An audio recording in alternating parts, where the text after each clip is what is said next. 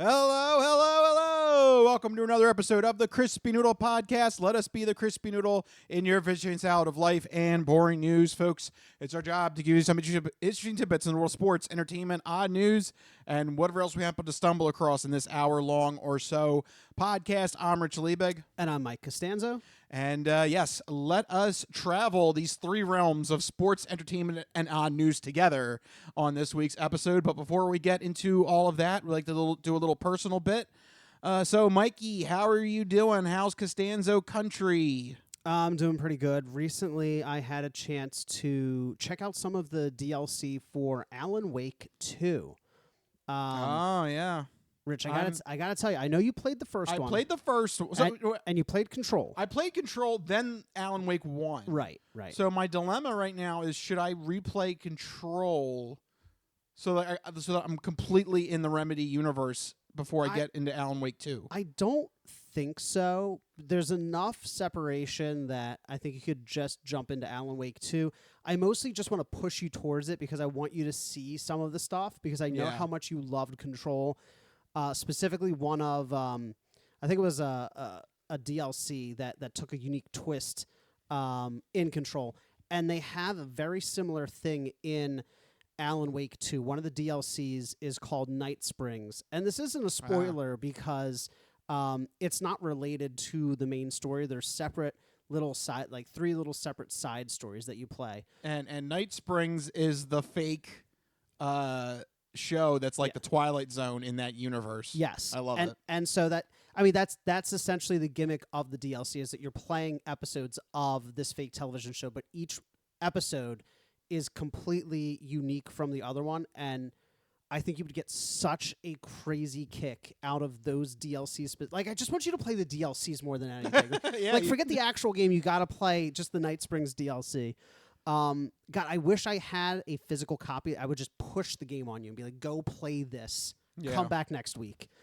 But I don't. I have the digital copy, so I'm sorry. But that's the way the world is right now. That's the way it is now. But you got to go check out Alan Wake 2. You got to go check out the DLCs. I finished Night Springs. It's very short. It's like 2 hours, 2.5 hours, depending on how long you spend on each episode. And I've just started The Lake House, which is a very explicit tie-in to the Control universe. Okay. So I'm not going to touch on that. Yeah. And I just Thank you. barely started it. So I wouldn't even be able to spoiler anything if I wanted to, but I'm excited to dive further in. Okay. Thank you. Yeah, I know. Yeah. I have it in the horizon. Well, push it up to the top of the list. Take it from the horizon and bring it to the foreground. Okay. But that's what I've been up to, trying out the DLC for Alan Wake 2. What have you been up to? Let's see. We had some people over. This was kind of like our sort of Halloween weekend. It's weird how Halloween fell. Halloween is on a Thursday this year. Yeah. So it's like some people are celebrating it last weekend. Some people are celebrating this upcoming weekend. Right. We had some people over for last weekend, and I downloaded the Naughty Pack version of Jackbox games. Yeah. Which was some were interesting, some were just kind of but there is a game called Let Me Finish. Okay. That I think is the star of that pack. If you're a fan of Jackbox games, they come out in like packs. Yeah. And you play it with, the input on your phone. Right. So that's how you can have 8 people, 10 people, 12 people play. And it makes it great because non-gamers can participate, and everybody has a smartphone can, join in. Yeah. It's great.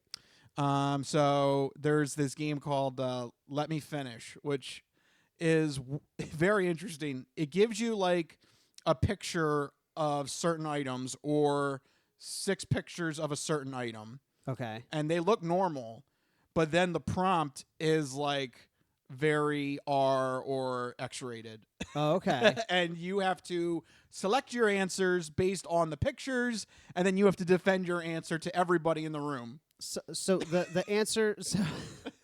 So wait, I'm trying to understand. So it's like 6 like inoffensive random pictures of on its own. Yes, they're just random normal things. It's like 6 pictures of like various types of like I don't know like chairs. Yeah, it could be 6 different types of clock radios. Okay, and then there's a question.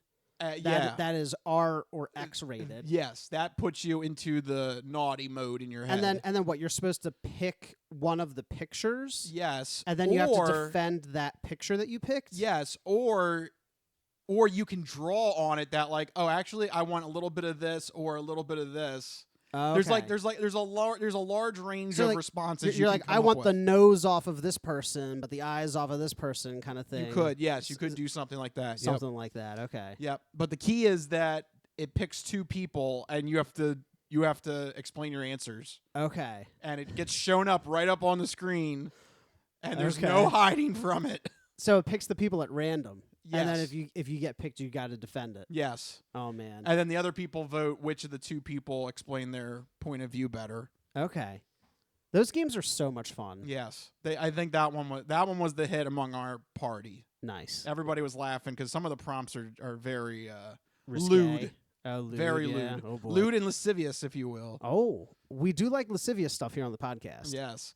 So, if you're looking for a fun party game, I liked it. I thought that was okay. I thought that was worth the money. I didn't know they had come out with an adult themed version. Yeah. I thought it was cool. Nice. So, I would keep an eye out for that if you've got people coming over this weekend, and they're all adults, obviously. If you got kids, then sorry. Don't play with the children. That's weird. No, but if it's all 18 and older, go for it. It's fair game. Yep, and it's a lot of fun.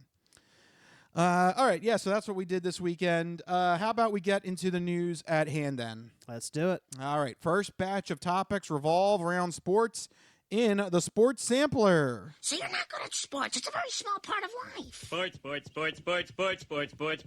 In your face. Ha ha!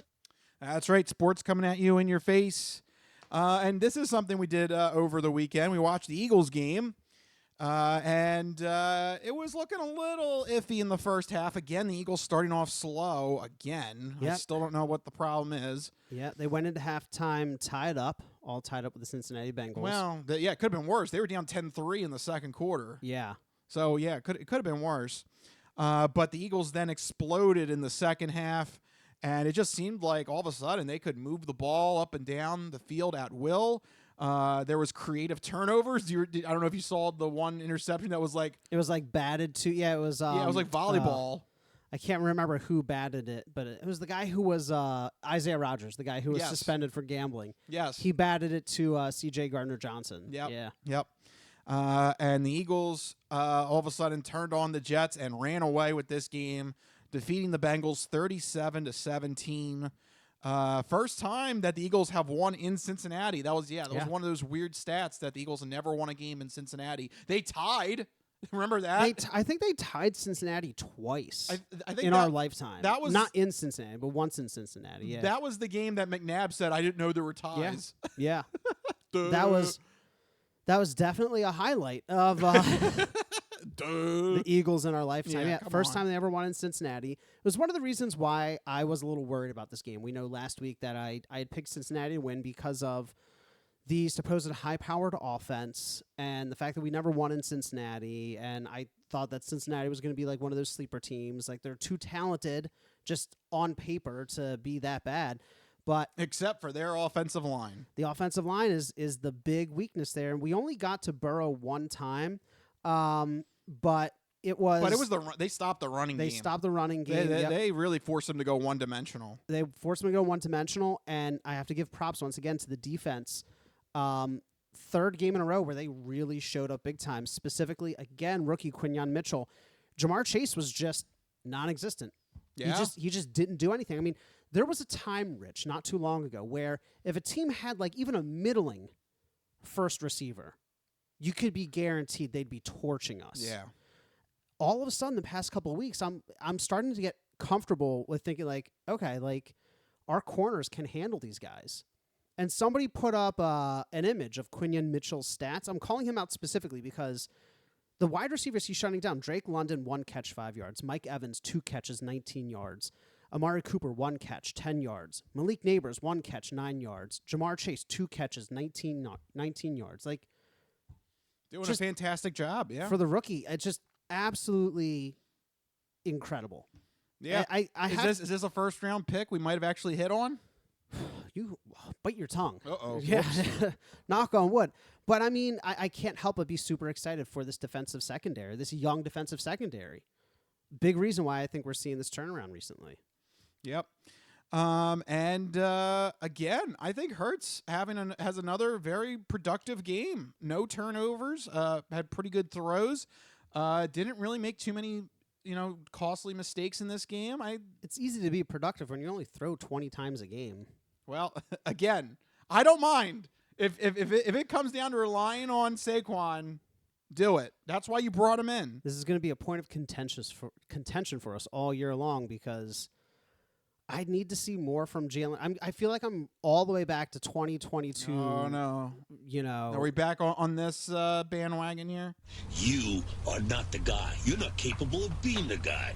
I had a guy, but now I don't. You are not the guy. So remember that whole year, I was down on Hurts, and he took us to a Super Bowl. So now so I take full credit for the 2022 Super Bowl run. So keep downing him, and then he'll lead us to another Super Bowl. I am going to keep downing him because everybody online is like, everybody owes quarterback one an apology. I'm like, I don't. The dude only dropped back 20 times. Like, if he had put the team on his shoulders and thrown 40 times and had, came out there like Jameis Winston, with the Browns and beat the Baltimore Ravens throwing for 330 yards and 3 touchdowns, I'd be like, okay, yeah, I apologize to quarterback one. He only dropped back 20 times. Like, he did what he needed to do in those limited situations, but he's, at this stage, a game manager. And is that good for the Eagles? Yeah, but let's not pretend that he's an all-star quarterback now all of a sudden. I just want people to call it like it is. He's a game manager right now, and that's fine. It's getting the job done. If that's what helps us win games, then do that. And, we're at the point in his career where we know that he should only be throwing 20 to 25 times a game. He's never going to take over a game. And I guess if that's fine, that's what wins games, that's okay. It worries me a little bit because I know that's not the reality of the modern day NFL. If they do get into the playoffs and they come up against the Detroit Lions, he's not going to be able to throw just 15 times. No. He's just not. No. So at some point, he needs to elevate his game. He needs to find that other dimension. That's all I'm saying. Okay. All right. Well, yeah. Look, I doubted him once, and we made it to a Super Bowl. Doubt him twice. Win the Super Bowl. I'm just saying. All right. Well, we'll see if that pays off as we get closer to the postseason. But anything else with this game you want to touch on? Yeah, I mean, I this was just another good, solid showing. It seemed like everybody came together: offense, defense, special teams. The thing that worries me is just that slow start in the first quarter. We're still the only team to not score in the first quarter. That's bizarre. Yeah, and I don't like it's the complete opposite of the Super Bowl run. Yeah, we got out to early starts and then we kind of just petered out, and now it's flipped. I don't know what's better. I think the thing that would make me more confident is if they could score any kind of points in the first quarter and then also score all those points in the second, third, and fourth. At least get a field goal, something. Help us out here. I don't know why in our lifetime we've had maybe one handful of seasons. You can count them on one hand. The number of complete teams that we've had that have been able to play a full 60 minutes. We've either had teams that are they're gung-ho the first 15 minutes and then completely collapse in the second half and give up leads. Or we have what we have this season where it's oh my God, they don't know how to tie their shoes on offense. And then all of a sudden... that actually happened. happened. And then in the second half, they're oh yeah, did you know that we're one of the best offensive teams? No, I didn't because I watched the first half. You can't be surprised every week. I don't know. Yeah. It's still frustrating in a way for me. Yes, I want to see a full 60 minutes. I don't think that's crazy to ask for. Other teams like the Detroit Lions yeah, we're going to play 60 minutes. The Eagles we're going to give you 42 and you're going to like it. Best I can do is 41. Best I can do is 41. Why can't you do the whole can you do 50? No? All right. Nope. Best I can do is 42 and a half. Sorry. Does it not feel that way? No, I know. I totally get that. And it is ridiculous that this offense still remains the only team in the NFL to not score in the first quarter. I don't get it. It's wild. We are 8 weeks into the season. Yeah. So that is a little worrisome. Yeah. And I would like to see that course corrected in the near future. But look, these last couple weeks, 3-game winning streak. I mean, 3-game winning streak. Also 5-2 and only half game behind the Commanders. That bye week actually came at the perfect time for the Eagles because they were on a downward spiral. Yeah. Things were looking bad for Nick Sirianni.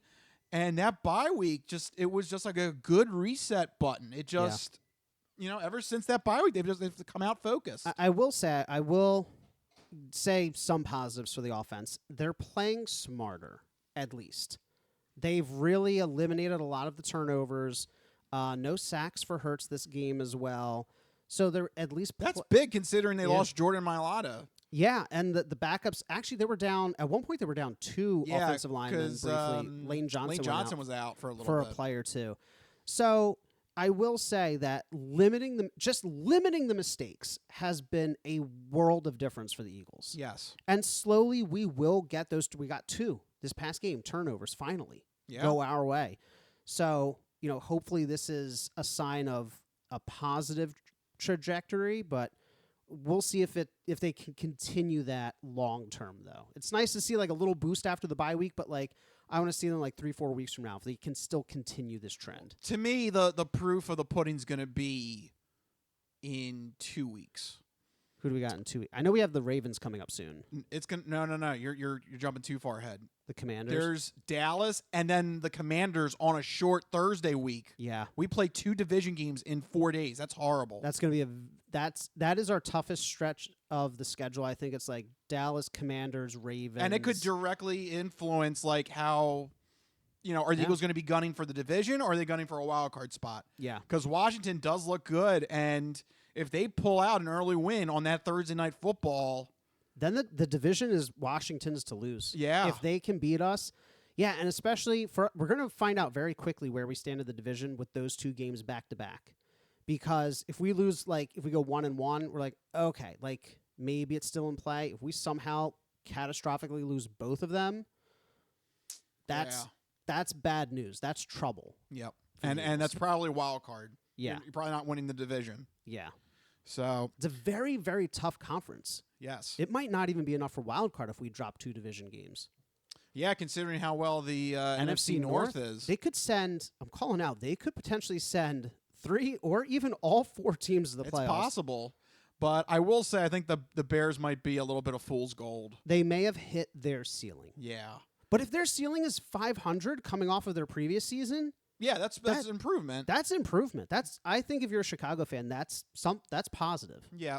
But boy, the way they lost that game to the Hail Mary. That was tough. But that was embarrassing too because you had the one cornerback yelling at the fans. Yeah, they had to catch that on camera, and it was just that's the clip that's going around. Yeah. He's yapping at the fans, and the ball is thrown. He's like, "Oh no, that's right, I'm playing football." Yeah, right. Remember that? Yeah.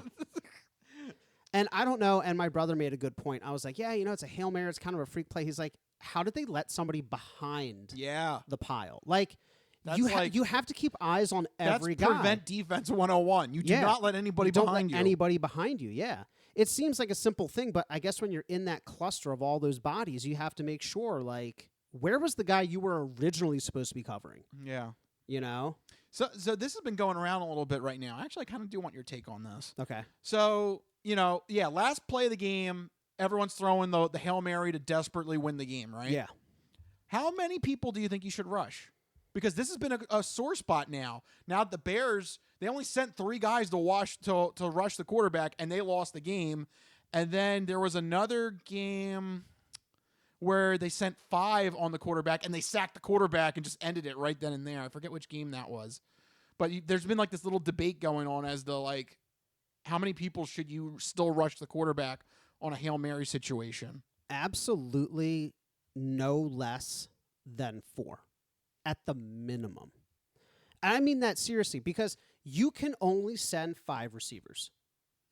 Yeah, that's right. You can't send anybody else. That's ineligible receivers. Mathematically, they can only send 5. So in the Bears case, you're telling me they drop 8 guys into coverage against 5. Yep. What are the extra 3 for? I can understand 1 or 2. The 1 is to communicate to the fans, apparently. Right. Well, and see, and you can kind of play out the logic. Here's the issue: is that you, even with that guy yapping to the fans, he could have sat on the ground the whole game. You still outnumber them by 2 defenders. Yes. So, like, even with the extra third guy yapping at the fans, like, you still outnumbered the receivers. If you just But it bodied didn't up, pay off. and it didn't pay off, right? And that's what I'm getting at is and you think if they had rushed maybe an extra guy or two, because we already saw that Jaden Daniels had to scramble to buy time. Yeah, Even with a just 3-man rush. Even with a 3-man rush. So if you have just one more guy, maybe sacked, and maybe he doesn't, sacked, doesn't get the maybe ball sacked, off. or maybe he has to scramble then. Like, he passes the line of scrimmage, then then it becomes a free-for-all. You know? So I think at a minimum, you have to maintain a 4-man line. It preferably rush 5. Because you're manned up, and then you got one deep safety in case it hits the fan. Okay, You know? I there you go. don't think you need 8 guys back. What were they doing? They outnumbered them. One was doing PR. One was communicating on the other side of the field. Yeah. One was getting a cup of coffee. Yeah, they outnumbered them. You know, it was almost, it was 8-5, and the 3 extra guys didn't do anything. Yeah. So why even bother? Yeah. It's an interesting little thought experiment that's going around because. Well, I have a feeling I know where you stand, but just for the sake of the audience, where do you stand? I'd say 4. Treat it like a normal play. At minimum 4, right? Yeah. You know? And yeah, because you rush 4, there's still just wacky things that happen in the backfield when you start bouncing around the football like a volleyball. If you have any sort of shot to knock out the quarterback right then and there, yeah, you want to take it. Because you also know, so those offensive linemen, they can't block forever. And unlike other plays where you can get out in 3 seconds, you need at least 4 or 5 seconds for that play to develop. Yeah. So the more guys you send, they physically cannot block long enough. And you know that the goal is the end zone. It's not... Right, they have to get to the end zone. It's not a first down. It's not field goal range. It's the end zone. You know? And, like, barring a weird hook and ladder kind of situation, you know? Yeah, which usually doesn't work. Which usually doesn't work. And, like, I can count on one hand the number of times I've seen a hook and ladder work, maybe, in, like, 20-plus years that I've been watching football. Yeah. So, yeah, I think you got to rush at least 4 or 5. Okay. I don't know. This is an interesting little thing I noticed that was going around this week because there were a couple Hail Mary attempts that were happening. So, what? Are people saying, no, put everybody back in coverage? It's been an interesting, like, strategy discussion. A lot of people saying, rush 5 or 6 guys. Go ahead. Like you said, there's only 5. There's only they can only send 5. Send 5 back there. Yeah. So you could go 6. You could rush 6 men. Why not? Screw it. I would say at a minimum you keep 1 extra defender to match up against the 5. You go 6 on 5 and you rush 5. Yeah. So it's an interesting little thought experiment. I want to hear the other side. I want to hear the guys who are like, no, drop 10 guys into coverage. Like, what's the point? Well, I mean, I've seen the Patriots do it. I guess the logic is,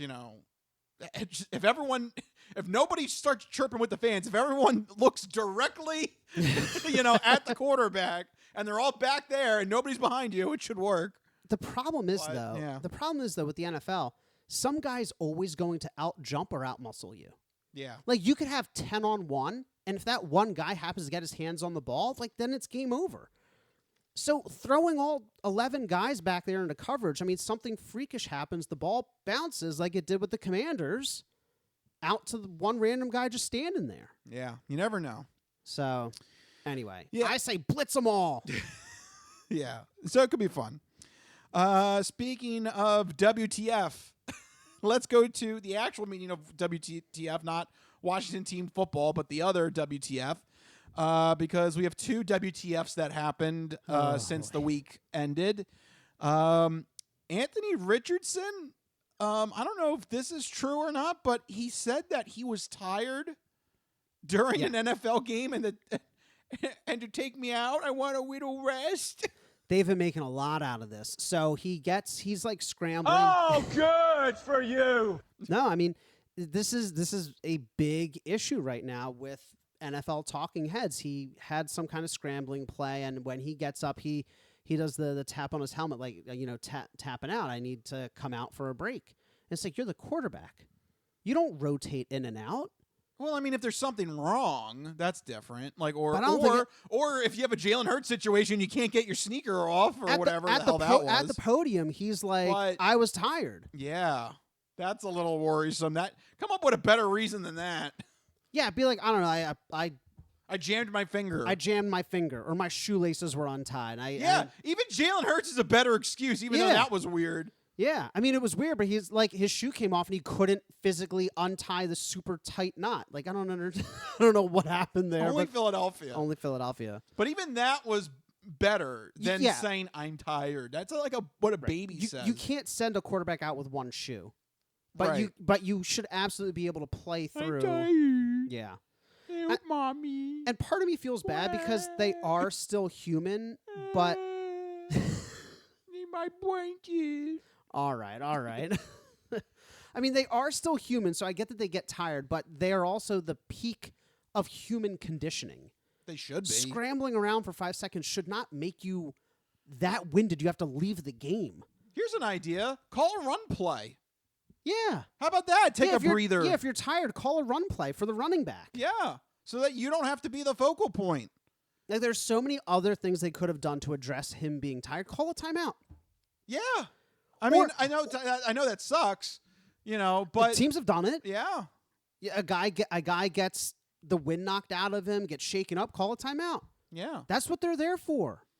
You can use them. Don't use them like Andy Reid used to, but you can use them. So he's officially benched. Yeah, but I don't know if it's because of that, but No, I think it is. I think the amount of bad press it's been getting, I think it's because of that. But because of the benching, they're now turning to veteran quarterback Joe Flacco. here we go, Delaware Joe Flacco. Here we go. This is the Woo! the guy that just can't quit. Oh, good for you. So, how do you feel about that? I mean, Joe Flacco's proved that he can win, right? He's not a You spectacular. won a game already for the Colts, yeah. Yeah. So, I mean, sure, run with Joe Flacco. I mean, obviously, that's not a long-term solution. That's not the quarterback of the future because he's like 47 million years old in quarterback years. But for the interim, yeah, let's see if you can, get a couple games out of Joe Flacco, get Anthony Richards head on straight, or have a talking to, whatever you need to do with the young quarterback. But then the real question is not this season. This season was already like the Texans might run away with that division. They're 6-2 right now. Colts are 2 games behind, I think. Yeah, they're 4-4, I think. 4-4, and you're starting a 40-some-year-old quarterback. It's not looking good. So the question for me is 2025. Do you run with Anthony Richardson? If you're benching him for basically retired Joe Flacco, that to me shows that you are not confident in your young starting quarterback. I mean, he did get you to 4-4, and you bench him because, I guess, lack of discipline, lack of effort, whatever you want to call it. So, like, for me, if I'm a fan, I have serious concerns about whether that's the actual direction for the future of the team. Well, I think you're going to find out, 2-3 weeks from now. Is Joe Flacco still the quarterback? Because if he is, that's a problem. Like, is this just a one-game thing to be like, it hey, might be. Like, hey toughen Richardson, like either toughen up or be smarter when you're talking to reporters and you're in the middle of a game. Yeah, it just didn't look good. It just didn't. Yeah, like you tap out. Like, we can handle that after the game as long as you don't say anything dumb. Yes. Like, if you need a breather, you're human. I get it. We'll call a timeout. We'll call a running play. You got to do it smarter. Yeah. Like, maybe you're right. Maybe it's just a talking to. Yeah. So we'll find out if this lasts only for one game or if this turns into 2 or 3 games with Delaware Joe Flacco. That'd be wild. Yep. But that's not the most wild thing in the WTF segment. No, that goes to the New York Jets and quarterback Aaron Rodgers. Oh, no! We suck again! Oh, my God. Dude, the Jets suck right now. They are spiraling. Yes. That jet is tail spinning. What is going on? All gas, no brake. I feel like this is all brake. No, it's And all gas. gas straight into a brick wall. Yeah, help. That is such a dumb. We already went over how dumb that statement Leaking is. gas and all brakes. Right. Yeah, this is unbelievable. The Jets lose to the team that was in last place in the division, the Patriots. But now the Jets find themselves in the basement because now they have the same record after losing directly to the Patriots, and now they don't have a tiebreaker over the Patriots. So they are in 4th place, dead last.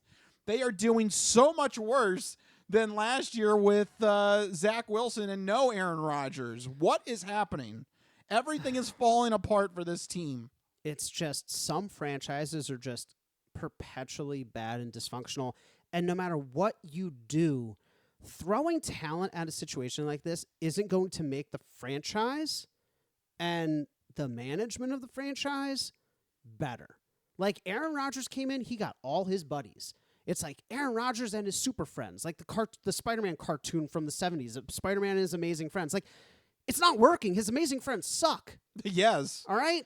Well, here's the thing, and I think this is an accurate comparison. This team feels like the dream team Eagles of 2011, 2012, whatever year that was. Yeah, you can't just throw superstars into a pot and stir it up and hope for the best. Yep, except this might actually be worse. Well, Because the Eagles actually went 8-8 that year. Right. The Jets are at 2-6 right now. I don't know if they're going to get to 500. They're on track for a 4-13 season. Yeah. That's pretty bad. Yeah, and they can't beat anybody in their division. And there's really nowhere else for them to go, right? Like the Jet has run out of runway. There's no other excuse. They brought in all his buddies. They fired the coach. They gave Aaron Rodgers everything he wanted. All he has to say for it is denouement and sanguine, and the fact that he's going to chug pepper water now for his hamstring injuries. Yeah, was it Cayenne pepper water? Cayenne pepper water. He made that proclamation today. I don't know what the. You're sending out a 41-year-old quarterback who's drinking pepper water instead of going to a physical therapist? I'm a special kind of white guy. He's certainly something. And they're on a short week too. They got to play Thursday night football. Are they playing at New York? At New York, he's busting his Achilles. I'm calling right now. He's like, I'm banged up. I know. I'll drink pepper water on a short week. You're 41 years old. He's busting his Achilles. I'm a special kind of white guy. Is there a prop for that? Can we place a bet on somebody to get hurt? I'm calling it right now. I called Deshaun Watson. Yeah, you did. But that was legitimate. That was legitimate. He thought he was going to fake an injury. I thought, yeah. No, he legitimately. He's done. He might be done permanently. He might be done. Listen, Aaron Rodgers might be done if this season goes south, which I mean it already is. Yeah, it's already going bad. But like honestly, there's no more runway. Yeah. There's no other excuses. He's done. The Jets are done. Boy, Robert Saleh must feel so much relief ever since he left. He's sitting back with his feet up on his desk. He's like, I told you guys. And now he's doing special consulting for the Packers. Oh man! So wouldn't that be something that the Packers go on a run, they win the Super Bowl, and no Aaron Rodgers is there? That'd be really funny. I'm still holding out hope that somehow the Eagles are able to snatch up Robert Saleh because he's a great defensive coach. Yes, but for head coaching? No, or just anything. Just anything. That's fine. For a head coach, I don't know. Because Vic Fangio is old. They could just bring in old. No, I mean you could bring in Saleh as a defensive coordinator. Yeah, well, I don't know. Right now, Vic Fangio's doing a pretty good job. He's doing all right. I know. All right, so there you go. Crazy things happening. Cayenne pepper water. I never heard of this before, but that's apparently a holistic way to treat your injuries. Good luck, Aaron Rodgers. I think you're right, though. I think he's they're done, especially on a very short week on a Thursday night football game. I don't know. What is pepper water supposed to do? Like medically, it's going to heal the negative forces inside Aaron Rodgers' butthole. I'm a special kind of white guy. Inside his butthole. I don't know. All right. Anyway, now that we're doing predictions, how about we officially launch into the segment where we will give you 4 games that we're going to give our predictions on in the Fantastic Four picks. All right, Mikey, what are the games that we are going to predict? All right, first up, we got Rich's pick of the week. It's the Dallas Cowboys traveling to Atlanta to face off against the Falcons. This is a Sunday 1 o'clock game. The Cowboys have been struggling mightily. The Falcons, surprisingly decent. Rich, why is this the game of the week? Ah! Oh, my God. I really hate to say this as an Eagles fan. Okay. But I look for opportunities where, you buy low and sell high. I'm looking through the games this week, And I think if there's a game that fits that criteria, it's this one. The Cowboys are on a losing streak right now. Their stock has never been lower. People are crapping all over Jerry Jones. Meanwhile, the Falcons have pulled out still good division wins. Yeah. But that's it. They only have wins, really. Their impressive wins have been against the division and the shocker against Philadelphia. Yeah. That's really it for the Falcons. So their stock is kind of overhyped. And the Cowboys are getting 2.5, 3 points. I hate to say it, but I think if you're looking at betting opportunities, I think the Cowboys is a good one for this week. I think the Cowboys have a good chance to rebound in this one. And you know what? It might be a game where Kirk Cousins, I don't know, he usually does well in the 1 p.m. games, but he hasn't really done well against non-division opponents this season. He only has actually 6 TDs and 6 interceptions in those games where it's not a division opponent. Yeah, I hate to say it, but I think this might be the week for the Cowboys to flip it around and get back on the winning track. Also, by the way, the Cowboys, all their games that they've won have been on the road. They have the opposite of a home field advantage. They have a home field disadvantage. This game is on the road. So for whatever reason, the Cowboys play better on the road. Another reason I think that this lines up well for the Cowboys. Man, you picked this game out just to pick the Cowboys? That is some insidious BS. I know. I mean, all your points are very valid, but I am compelled because of that to pick against you because I know. I can't in good conscience. Because he asked me to put this game on here I know. just so he could pick the Cowboys. That's I know. insane. But I'm telling I you. will not have it. I'm trying to do my legit picks of the week, and this is a game where the systems are checking out. I hate to say it, but I think this is a good betting opportunity. It bugs me because I feel like you're probably more right than wrong because the Atlanta Falcons really haven't won many games of note. I mean, that division is the worst or almost the worst division in football. I will say their 2 impressive wins have come against the Tampa Bay Buccaneers, who are hanging in there still. If you take out those Falcons losses, they are a 4-2 team. So early in the season, they're still performing at a reasonable level. But the Falcons do have a losing record at home. I'm not a fan of Kirk Cousins, even though he does play better in the 1 o'clock spot, not prime time. But ultimately, I just can't pick Dallas, especially not this early in the season, especially not when the vibe is going so much against Dallas. Why would you want to give them any kind of hope I don't want to. But you do want to. No, I don't want to. But this is when, if you're looking at betting opportunities, you're going to get points that you shouldn't have gotten points on. I think if this was on a neutral situation, I think this would be a straight toss-up. But the Cowboys getting 2.5 or 3 a field goal, that's worth a look, in my opinion. He makes sense. I know. But I got to go with the Falcons. I can't pick the Cowboys. There is a win-win situation here because either I make money on the Cowboys or the Cowboys choke and they fall 2 or possibly 3 games behind the Eagles. That could be a death sentence in this division. Yeah. I mean, it might be a close game. They could cover the spread, but I don't know if they're going to outright win. I'm still picking the Falcons. I can't in good conscience pick the Cowboys this early in the season when they're playing this bad overall. So I'm going Falcons. I hope you're wrong. Yeah, I do too. But if I don't, I get money. I mean, that's fair. It helps soothe the pain. Yes. But next up, we got a battle for the NFC North. The Detroit Lions are traveling to Green Bay to face off against the Packers. This is a 4:25 game. This might be one of the best games of the week. 2 really strong teams, an early playoff preview. Rich, who do you like in this one? I'm going to lean towards the Lions in this one. Jordan Love, I heard there might be some injury concerns with him. He is questionable. I don't know. That already puts me against the home team in this one. The Lions, I think they're going to keep pounding along. I think they are arguably one of the best teams in the NFC. And I think this is another spot where they can go into Lambeau and prove their dominance.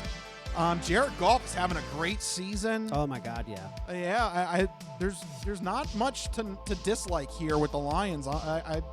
I think it's Lions in this one, especially with, Jordan Love on the questionable side. Yeah, I'm going to go Lions. The only thing you need to know about the Lions are some very key numbers here. 52, 31, 47, 42. There's the amount of points they've scored in the past 4 weeks. They are steamrolling opponents. They're not beating them, they're steamrolling them. I don't think I've seen a team consistently put up 40-plus points on opponents this regularly in that short a span of time. I'm going with the Lions. They are the top team in the NFC right now. The Green Bay Packers are going to have to do a lot to overcome that offensive powerhouse. They're getting it done. What was the game where they were putting out offensive linemen at tight end just so they could get other guys touchdowns? It was the Cowboys, yep. That level of dominance, in our lifetime, we've only seen those mid-2000s Patriots teams with that kind of sheer dominance of opponents. Yep. I'm going with the Lions. Next up, we have a Monday night shootout. It's the Tampa Bay Buccaneers traveling to the Kansas City Chiefs Monday, 8:15 p.m. Two high-powered offenses going against each other. But, Rich, I have a feeling we both think that this is going to go a certain way. Yeah, it's a shame that the Buccaneers lost both Chris Godwin and possibly Mike Evans. Because if they were in this game, okay, I could see this being a more of a fair fight. But, boy, man, the Kansas City Chiefs, they just... Doesn't matter. They just win. It's not even, unstoppable. It's just, a different option that you forget about. Yeah. Last week, Travis Kelce exploded. Remember him? Yeah, he hasn't been doing anything. Yeah, that guy that's dating Taylor Swift. Right, Taylor Swift's boyfriend. He just randomly showed up and scored 2 touchdowns last week. Yeah. So the Chiefs just always find a weapon that you forgot about to utilize against you, and I think the trend's going to continue here at Arrowhead. So Monday night, I think you got to go Chiefs. Yeah, I think this was, they picked this for a primetime game before the Buccaneers lost everybody because, before that, they really were putting up crazy yards, crazy points as well. But what else sets these teams apart other than the injuries is Kansas City also has a sneaky good defense this year. Yeah. And so you take the injuries and you couple it with a sneaky good defense and you understand why the point spread is almost 9 points in favor of the Chiefs. So, yeah, I'm going to go with the Chiefs again, and I think they're going to continue their winning streak. And finally, we have our very own hometown Philadelphia Eagles playing host to the Jacksonville Jaguars. Coming into town, is Doug Peterson coaching for his job? He is, absolutely. Which has me a little bit worried that he might throw everything in the kitchen sink at the Eagles. But I still think the Eagles pull this one out. However, the point spread being around a touchdown or 7.5. 7.5 right now. Ooh, I don't know. I think you got to use a teaser to knock that down, to a more reasonable number and pair it with another game. So I'm going with Eagles, but I would not take the point spread on this. I think you got to use a teaser in this one. Do something to lower that point spread. Yeah. For as kind of ambivalent as I am towards Hurts's performance recently, it has got the Eagles on the right track. The Jaguars are giving up a lot of points. They're not a particularly good team in general. They're 2-6. The Eagles' defense is clicking right now. Their offense is clicking right now. And they're, knock on wood, relatively healthy as well. So there's no reason the Eagles should lose this at home. All signs are pointing to an Eagles win, and I'm going to go Eagles. I hope to see more from Hurts in this game. I think the spread's a little ridiculous. I think that we got a little comfortable playing some bad opponents. I know the Jaguars are also bad, but I feel like you can't string together that many crazy games in one span. We're not the Detroit Lions type good in terms of scoring. So I expect it to be a little bit of a closer game, but still Eagles. All right, there you go. And that is our Fantastic Four picks for this upcoming week. What is it, week 9? Week 9. We're halfway through the season. Yes, we are. Can you believe it? Wow. That is crazy. After this week, we are officially halfway done. Yeah. Whew. That's wild, right? We are moving fast. No, I can't make the proclamation because we're in the middle. So yeah, the way we're recording right now, the World Series is happening right now. I was kind of hoping that there would be a definitive answer towards one of the games, but Unfortunately, it is not. So it looks like the World Series will still be going on when we release this podcast. So we'll see. Dang. We'll see. Yeah. We'll have to report it next week. Yeah. So we'll see who the winner is on next week's episode. But there you go, folks. That is our sports sampler for this week. Oh, yeah, I know. You know what? You're happy because it's been all football. Yeah. That's the best time. Although we had the sports equinox this week. What was it, Monday? Yeah.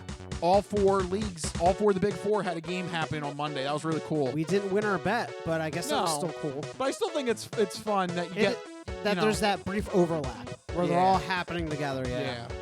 So there you go. We'll wrap up sports there, but don't go anywhere because we still got the entertainment entree coming up and the non-fortune cookie odd news when we return from the break. Don't go anywhere. This is the Crispy Noodle Podcast. We'll be right back.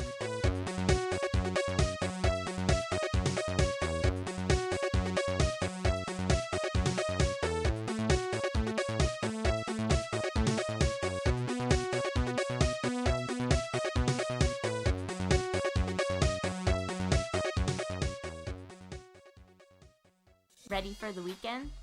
Happy Friday. Hi, my name's Marie, and I'm an artist who's been making Happy Friday doodles every week for over 7 years. And now you can own my art collection in this Volume 1 and Volume 2 art series. These doodles span across multiple themes, yearly festivities, various countries, languages, and more. Both coffee table books have something for everyone and are the perfect conversation starter or gift for a friend. Really, anyone who enjoys a good weekend.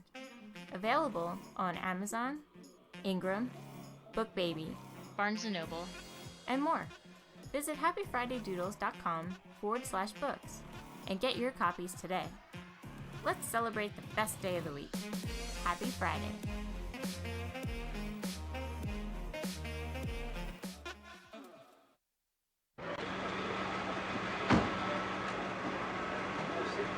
Just a moment, you just assured me that I could speak. Sit down inside the car. We're not assuring anything. We're under arrest. Look, I'm under what? Gentlemen, this is Democracy Manifest. Have a look at the headlock here. See that chap over there? Get your hand off my penis! This is the bloke who got me on the penis before. Get some cups. Why did you do this to me? Hop in the car. Get some cups. For what reason? What is the charge? Eating a meal? A succulent Chinese meal? Oh, that's a nice headlock, sir. Oh, yes. I see that you know your judo well. Good one. And you, sir, are you waiting to receive my limp penis? How dare get your hands off me. No, we've only got one cup. Ta-ta and farewell. Just get him in the car. One cup, look.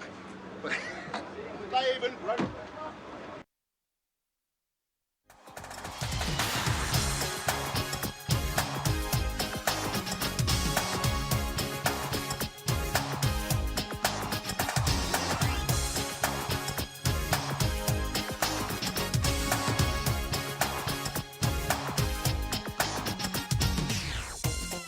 Yes. I got to remember that. Ta-ta and farewell. Make sure you use that when you leave a room.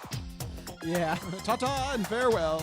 It's better than the other lines in that clip. Yeah. You may not be able to say at work or something. Nope. Yeah.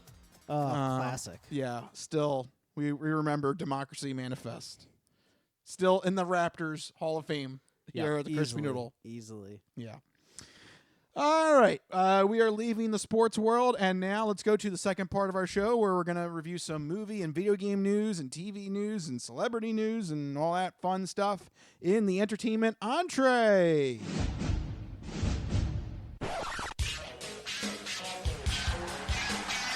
And now, the latest in movies. The Simpson guy writes to movies. Dear Die Hard, you rock. Especially when that guy was on the roof. Music. I know what that is. That's music. Video games. I'm Commander Shepard, and this is my favorite store on the Citadel. Celebrities. You really know Warren Beatty? Yes, I do. I took a leak next to him once at the Golden Globes. And more. Who are the all singing and all dancing crap of the world? This is the entertainment entree. All right, we are officially in entertainment entree time. Let's start it off with the segment where Mike is going to let you know what you should keep an eye out for this upcoming weekend with new movies, TV, video game properties in Mike's This Week in Entertainment.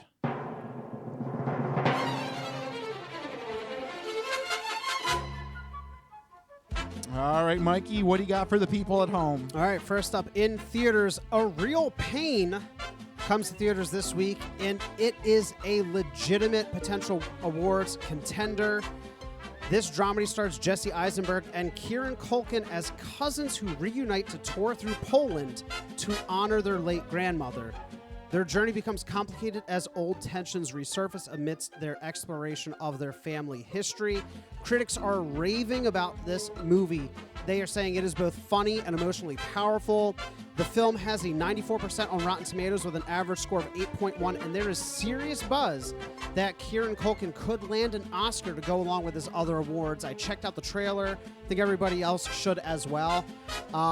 It looks absolutely fantastic, funny, poignant, dramatic, everything you want out of a potential fall drama awards contender. So, yeah, he's going to add to the Emmy from Succession. Yeah, then I think he just needs a Tony then to get an EGOT. Does he have a Grammy? No, sorry. Yeah, I was like, what's the G stand for? Is that Golden Globe? No, it's Grammy. Yeah. Well, if he does a musical, maybe he can get both. Yeah. So let's do it. Right. Let's do it, Kieran Culkin. That's A Real Pain coming to theaters this week. And in video games, Dragon Age The Veilguard comes to PlayStation 5, Xbox Series X, and PC.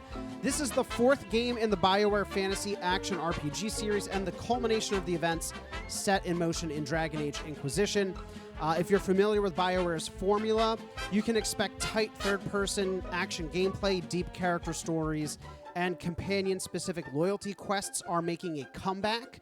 So that's very exciting for BioWare fans. A lot of reviewers are saying that this is a return to form for BioWare. After meandering with Mass Effect Andromeda and Anthem, a lot of them are saying this is classic BioWare.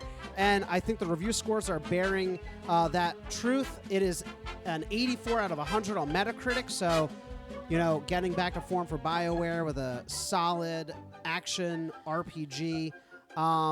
I don't know, I might check this one out. I played Inquisition. It was a lot of fun. People are saying this one is, just as good. So if you're looking for a decent Western-style RPG that's not Baldur's Gate 3, check out Dragon Age The Veilguard coming to consoles and PC this week. And that's what we're looking forward to this week in entertainment. All right, there you go. Oh, man, that made me miss Mass Effect now. Yeah. Well, they are actively working on Mass Effect 5.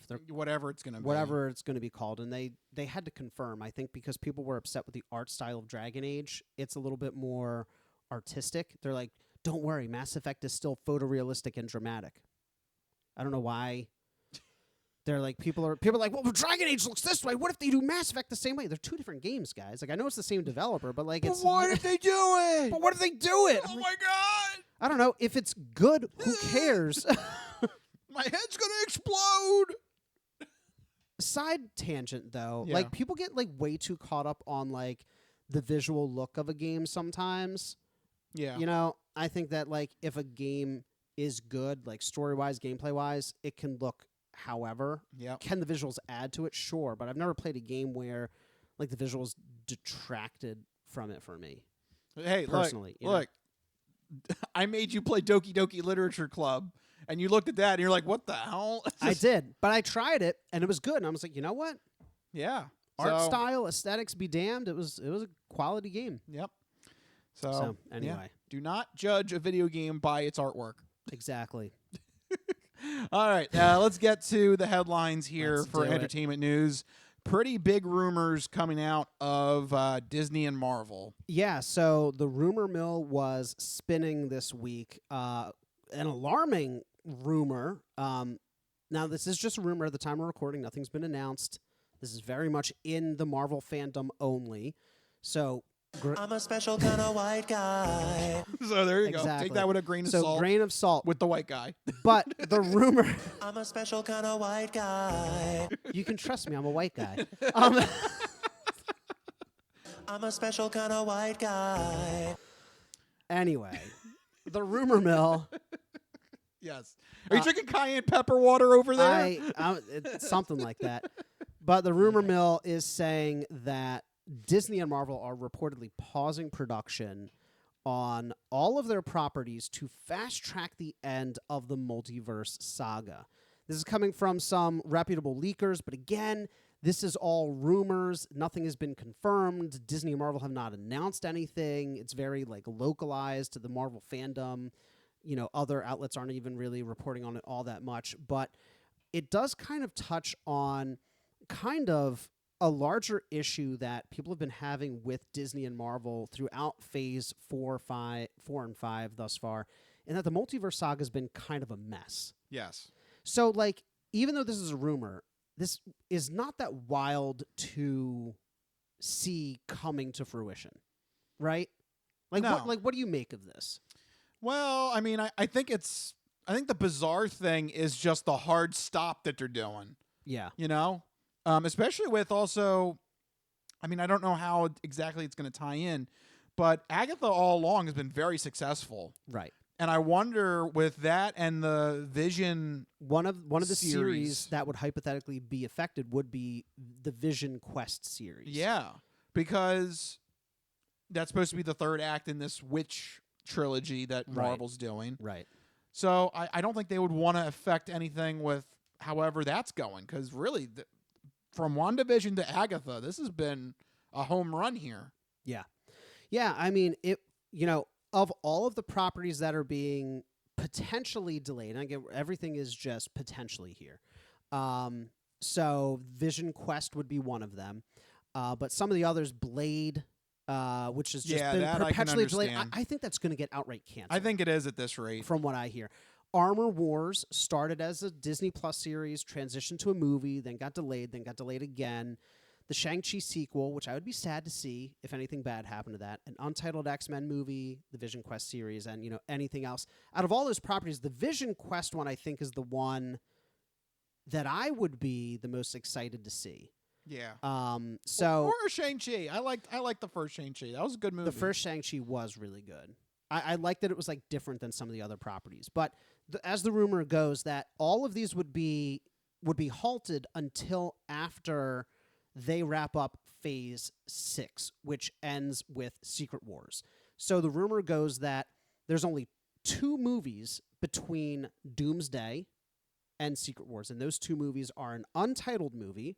Well, just for the record, Doomsday is going to be... Avengers Doomsday is in 2026. And that is supposed to be... That is the end of Phase 5. Right, and is that supposed to harken Doctor Doom? That is supposed to be the rise of Doctor Doom, correct. Okay. And then, let me see if I can get back to my thing here, because I need a whole timeline for friggin' Marvel. Oh, good for you! Yeah. We got to have a diagram board or chalkboard behind you or something. It's insane. Or so the Glenn Beck whiteboard or something. Is he even using one of those anymore? Glenn Beck, give us your whiteboard. We need that. It's your whiteboard. Help us out. I'm a special kind of white guy. Yeah, so Phase 6, both of those movies, Doomsday and Secret Wars, they are Phase 6. So Phase 6, as it looks right now, and this is why it's noteworthy, because there's very little in Phase 6. So you have a Fantastic Four movie in 2025, Avengers Doomsday, potentially an untitled movie that we have not heard of yet. Then the 4th Spider-Man movie, which was confirmed as part of this, and then Avengers Secret Wars. That's a very slim 2025 and 2026 slate. So that's why this rumor's getting... Are they... Yeah, maybe it's more quality control at this rate? I hope that it's quality control. But the other way of looking at this is, and I've heard this mentioned in some of the threads, is that the Multiverse Saga has been an absolute train wreck and they just want to get through it. I mean, that's what happens when you open up a multiverse. Yeah. I mean, what do you think? Do you think this is quality control, or do you think this is kind of like, let's hurry up and get this finished so we can move on to the hypothetical mutant saga? Yeah, I mean, if it's... Yeah, I mean, I can definitely believe that the multiverse era has definitely been a little bit of a mess. I could see it being very trying for people at Disney and Marvel. Yes.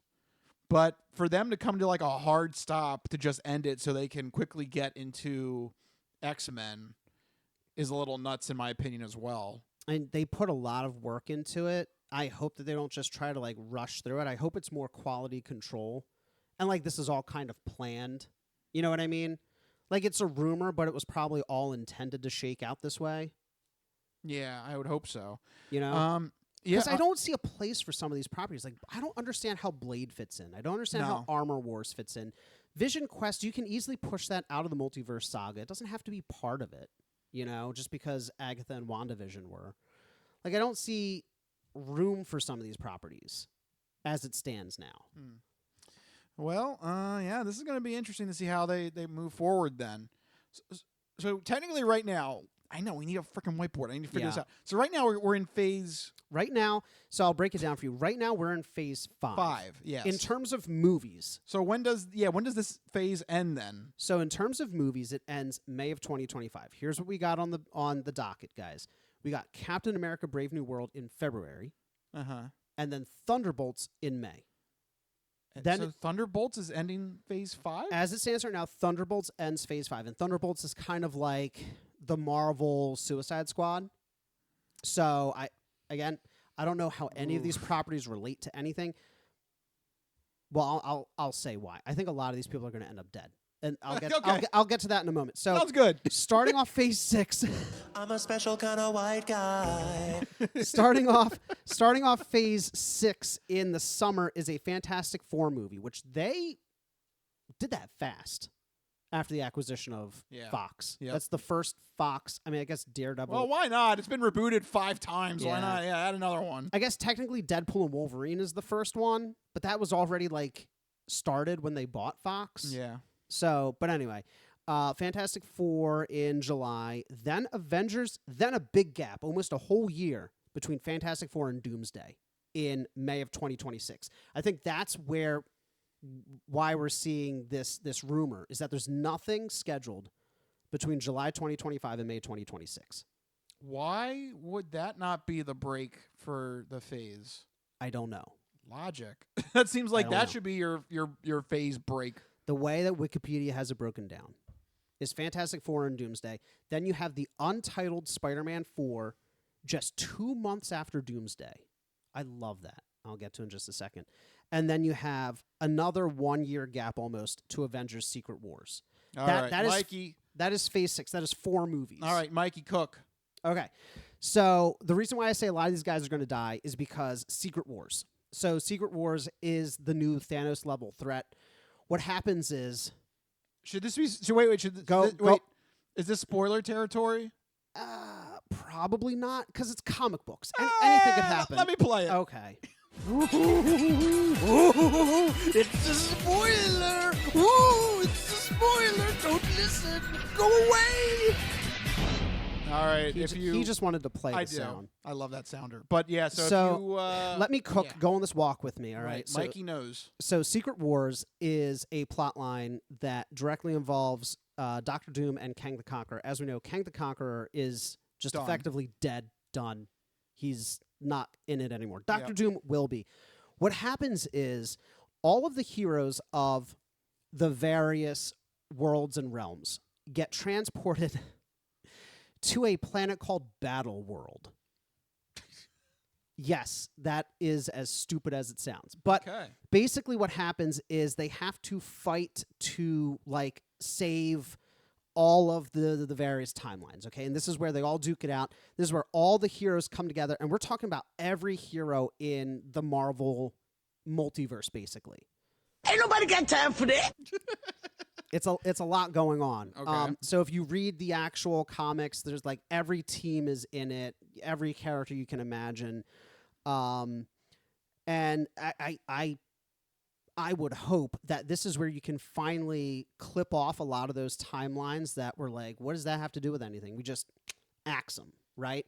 And it's also the excuse to finally bring in a more explicit way things like Deadpool, Fantastic Four, X-Men. Be like, our world is dying. Okay, come on over here. And everybody comes together in one timeline, right? We can put the multiverse behind us.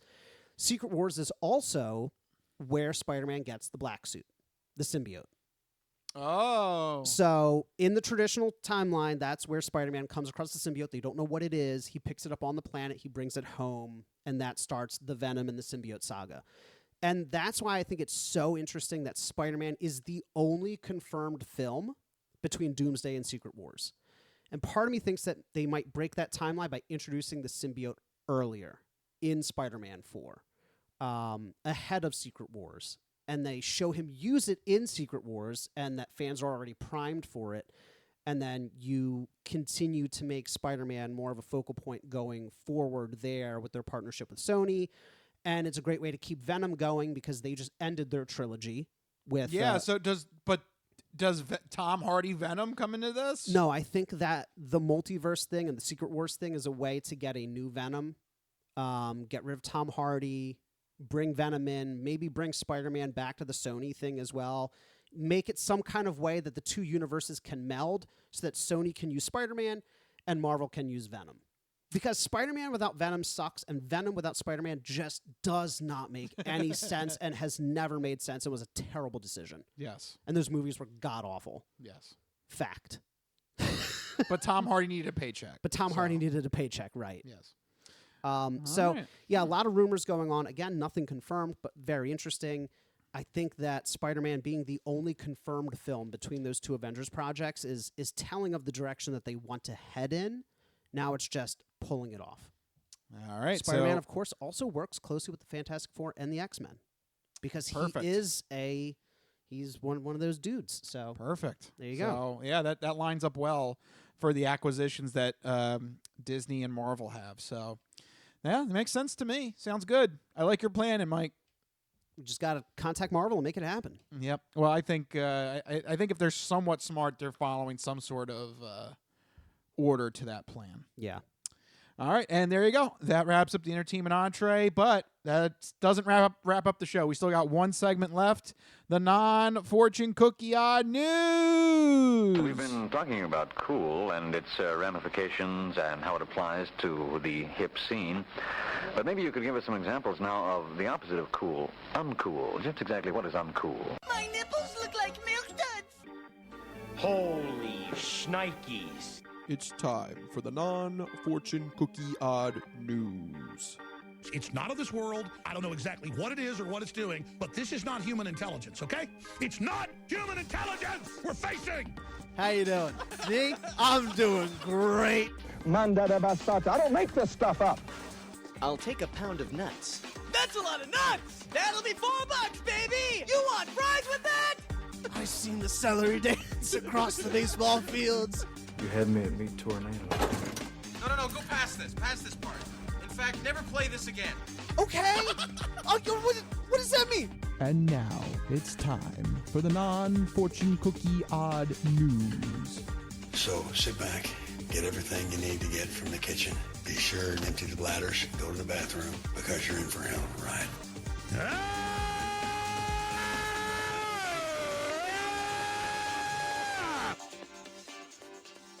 Yes, I forgot to. If you're watching the video feed, I forgot to put the title card up. People watching the video feed will see me notice it, and then I'm like, yeah, sorry. I'm pointing at him, trying to wave, I'm trying to get his attention. Sorry, I'm a one-man show over here. Yeah. And I know. You got to give him props. He's controlling. Look how many things he's got. He's got the video, he's got the sound, he's got the iPad with all the sound. All I do is sit here with the computer, barely do research. Good job, Mike. I try. I'm a special kind of white guy. Yes, there you go. I am. It's true. Anyway, it's time for the non-fortune cookie odd news. Here in this segment, Rich researches the news. He reads the news. He does the audio, the video, everything. I just react. This is the best segment because I don't have to come prepared for anything. Nope. He finds a weird and wacky story, keeps it hidden from me, which ensures that all of my reactions are my genuine gut reactions to hearing this story for the very first time. I don't know what's about to happen. You guys don't know what's about to happen. And even Rich doesn't know what's about to happen because these stories always take us down wacky and wild paths. And I'm ready to get started. Where are we heading to? And All why right. is it Florida? No, actually, What? no. We got some big news here. This is earth-shattering news. Okay. Especially to one field that I think you're going to find very important. Okay. I know you, Mike. I know your hobbies. Yeah. Which, by the way, I just noticed you had a dinosaur shirt on again. I do, yeah. Yeah. I have several of them. You stupid fucking dinosaur! Get the out of here! Yeah. So just I have like 4 dinosaur shirts. so I just wanted to point that out on the video feed as well. I do. He's got another dinosaur shirt on. Good job, Mike. This is from, I think it's the museum in London. I don't remember. There you or go. New York. That dinosaur been working my nerves all night.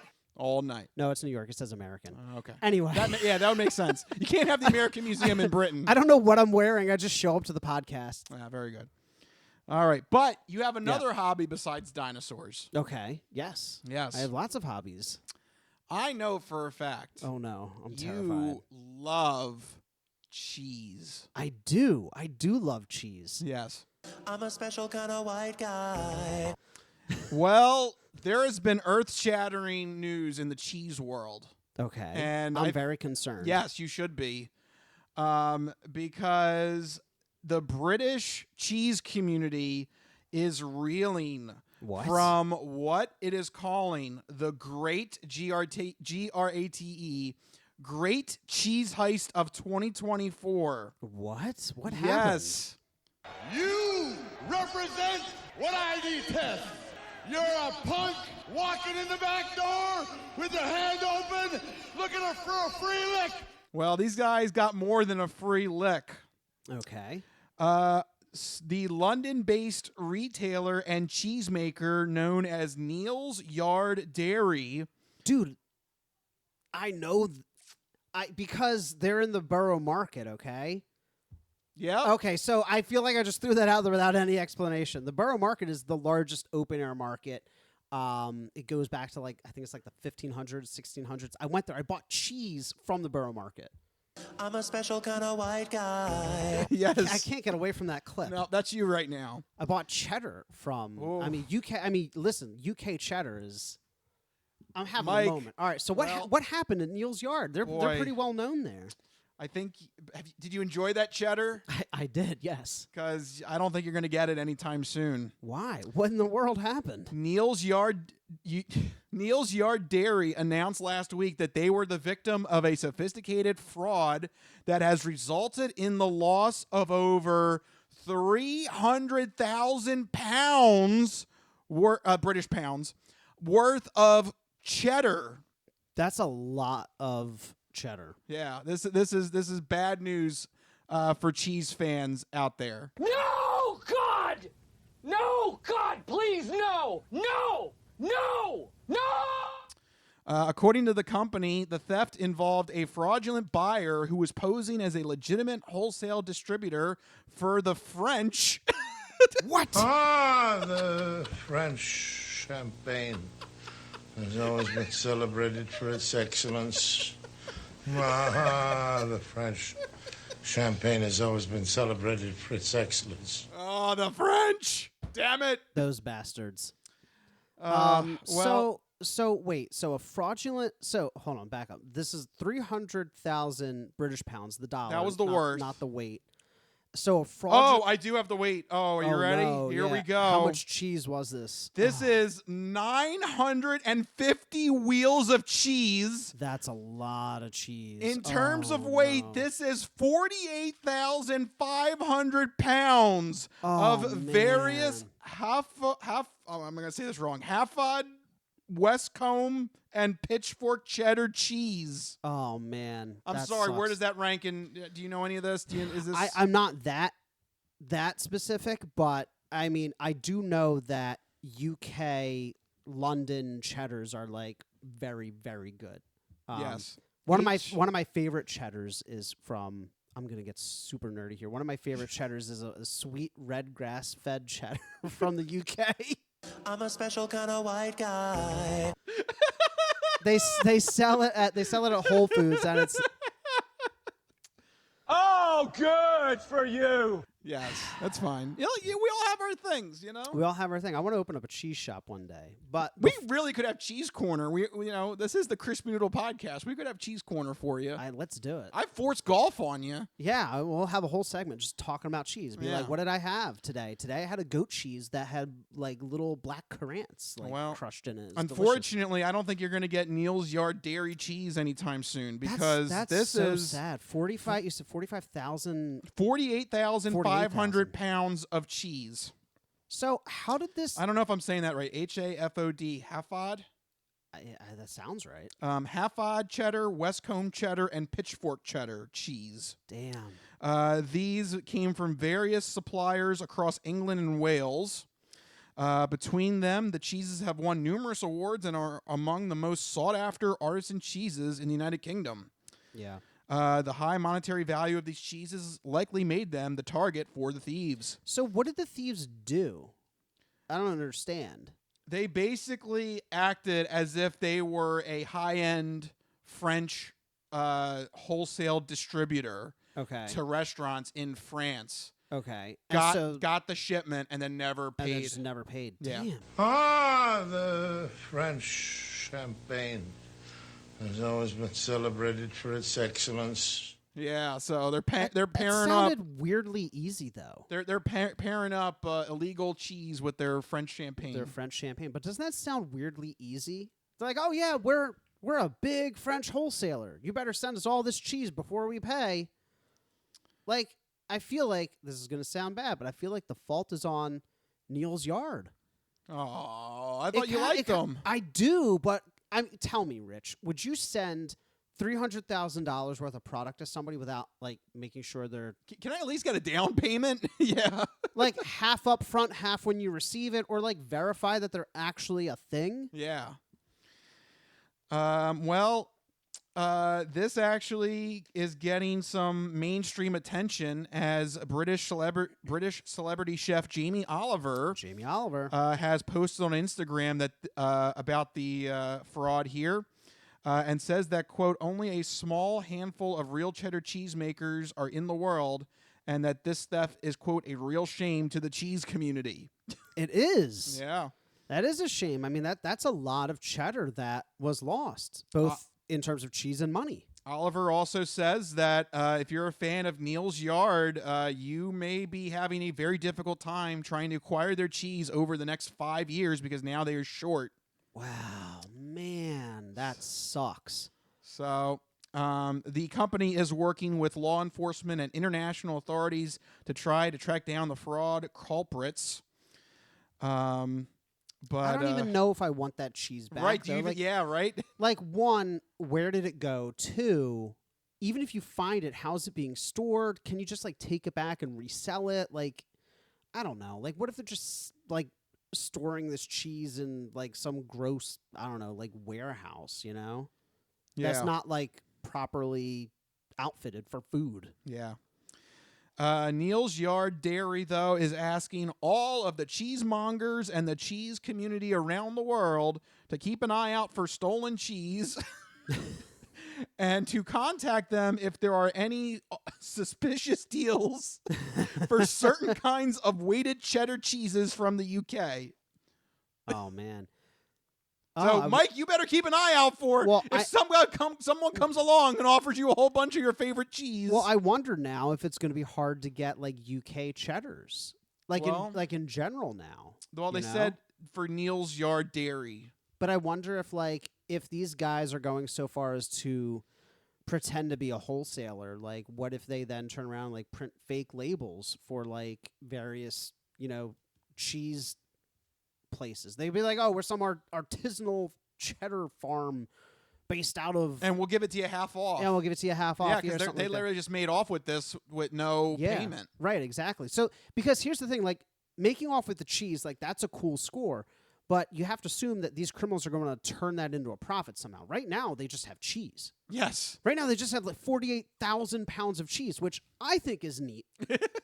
But for a criminal enterprise, like, what are we supposed to do with all this cheese now? Yeah. So they're looking to partition it off and sell it somehow, right? So you have to figure there's another fraudulent element. So I wonder if there's going to be like a shortage or like a kind of like weird embargo on like UK cheeses now. Yeah. Which sucks if you like UK cheddars. They're really very good. Jamie Oliver also continues on his post saying that if you hear anything about a posh cheddar cheese going for cheap, please let us know, and it might be some wrong criminals. Dang. The Neil's Yard PR spokesperson also says, if you see or know anybody over in Europe or around the world that has cloth-bound raw milk cheddar cheese that's going cheap, let us know. We can potentially trace it back to the culprits. So, yeah, I mean, they're going to try, but yeah, I think it's going to be very difficult to try to find the culprits here. That's a shame. That's a shame. I mean, it's a shame for Neil's Yard. It's a shame for cheese fans as well. Hafod. I don't know if I'm saying that right. Hafod. Hafod. I mean, it sounds like you're saying it right.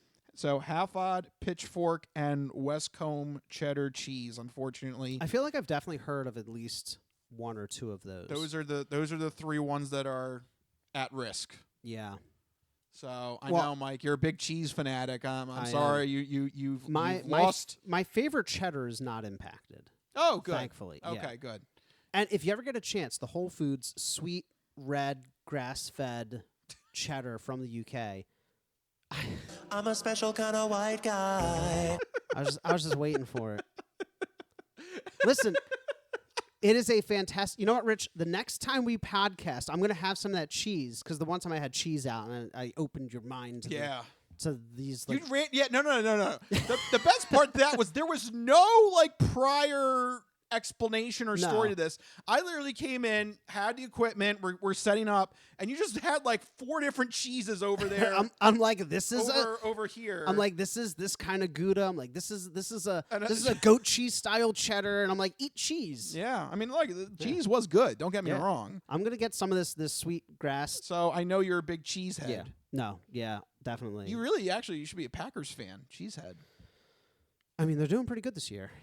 And they don't have Aaron Rodgers now. And they still wear green, so it's an easy transition. Yeah.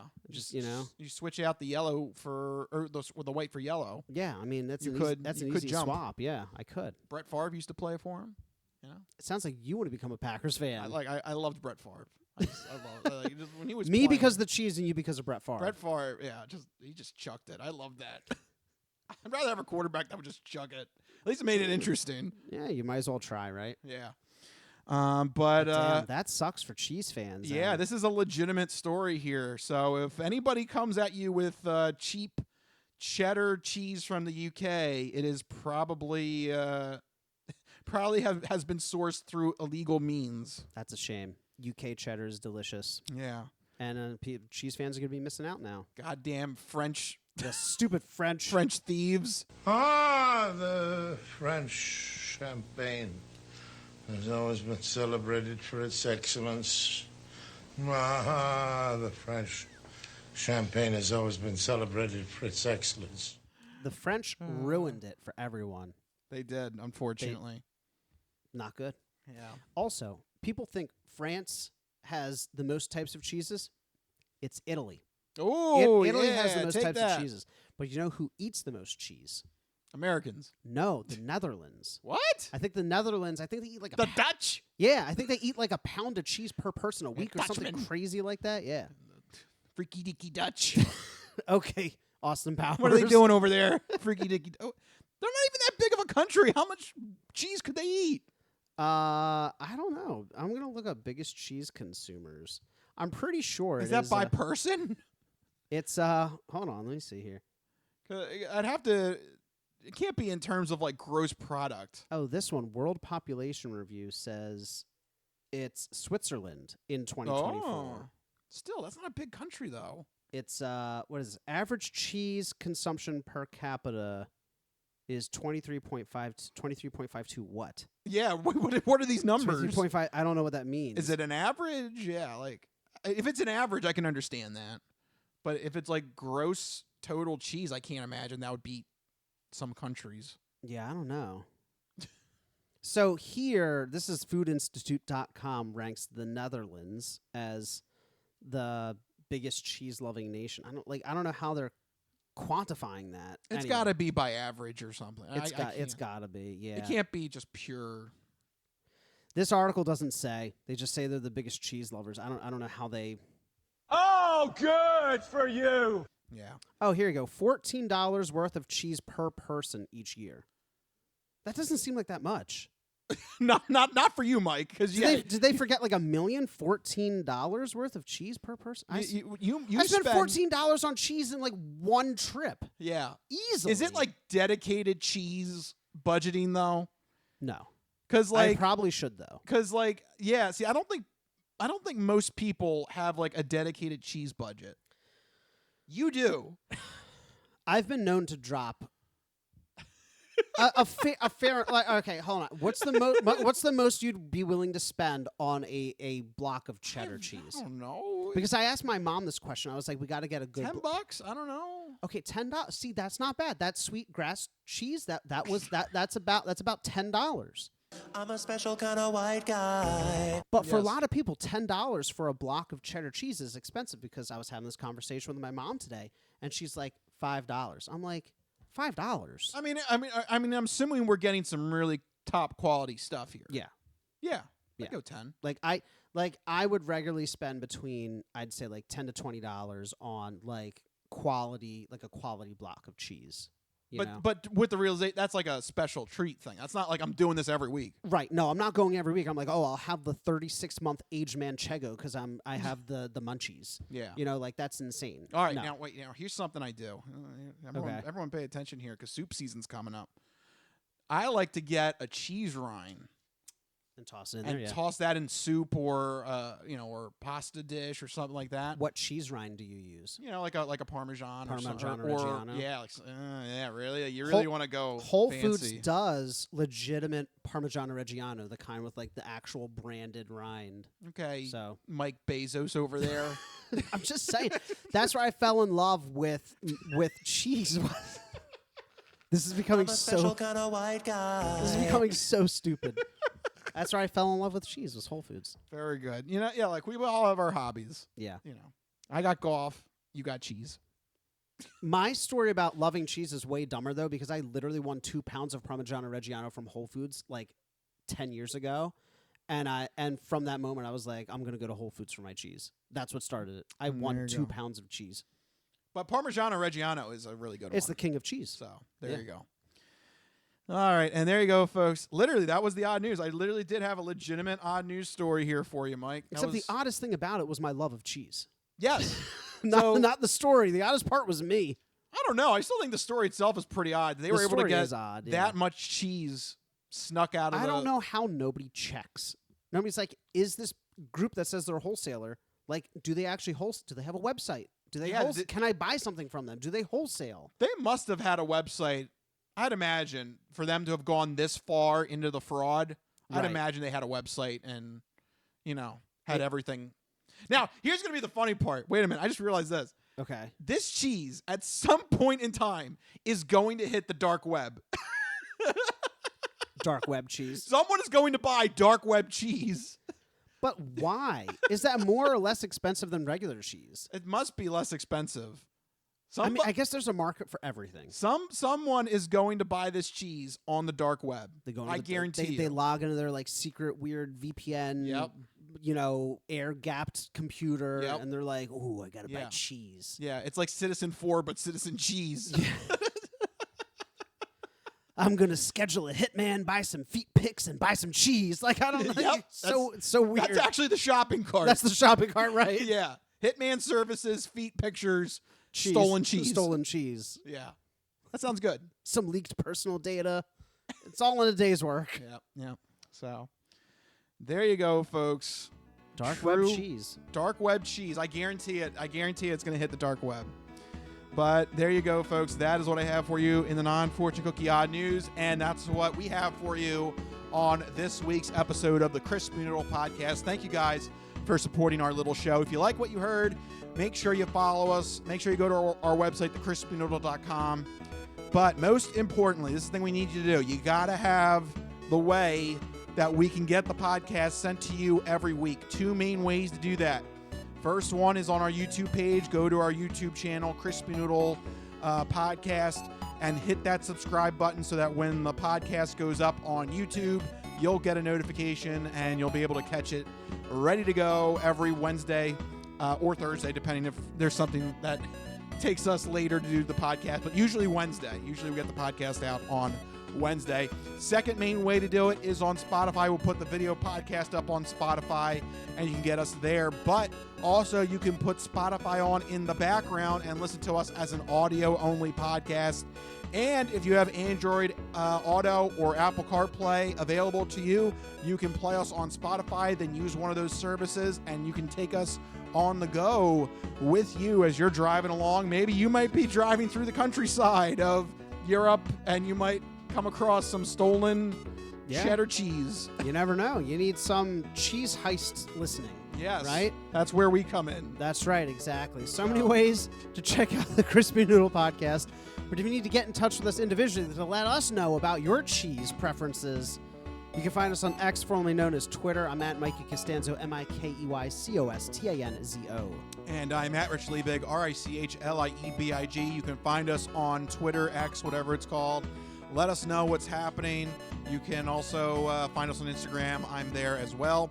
Also, share with us a topic that you want us to talk about on next week's episode. If you do, we'll give you a sausage shout-out, not a cheese shout-out. We do sausage shout-outs here. This is America, so take that. But if you do want us to talk about something specific, let us know. Any odd news comes to me so that Mikey doesn't see it. All right. I think all the food talk, I think I'm ready to exit off the podcast and eat some cheese. Yeah. I'll bust out some cheese for us. How about that? There you go. That'll do it for us. We'll see you guys next week. See you guys. Later. Bye-bye, all you fine peoples. Good night.